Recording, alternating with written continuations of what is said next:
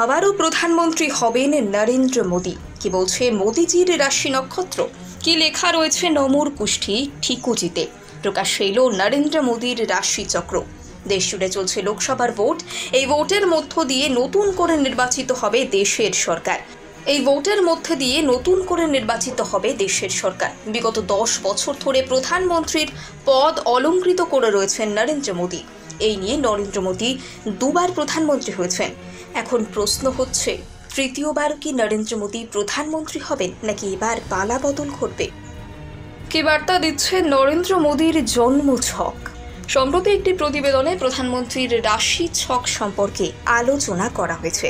সাধারণত প্রত্যেকটি মানুষেরই নির্দিষ্ট একটি জন্ম ছক বা রাশি চক্র থাকে।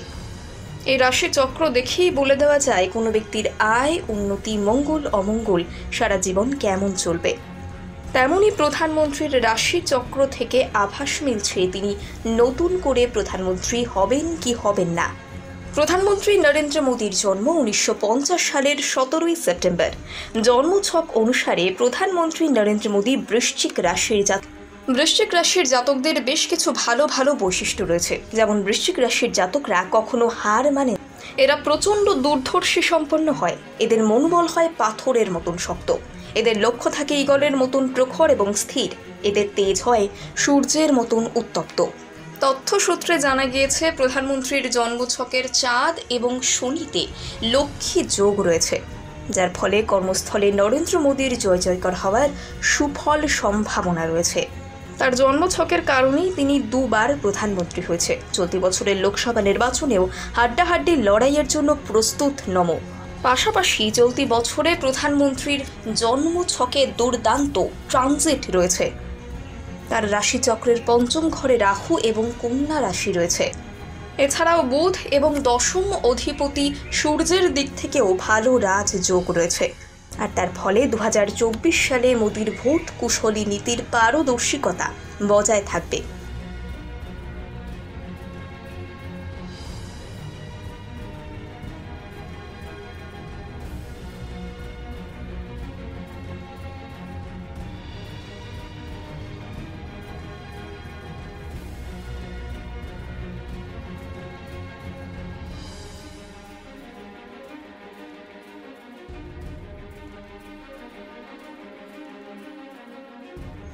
আবারও প্রধানমন্ত্রী হবেন নরেন্দ্র মোদী। কি বলছে মোদীজির রাশি নক্ষত্র, কি লেখা রয়েছে নমুর কুষ্ঠি ঠিকুজিতে। প্রকাশ্যে এলো নরেন্দ্র মোদীর রাশি চক্র। দেশ জুড়ে চলছে লোকসভার ভোট।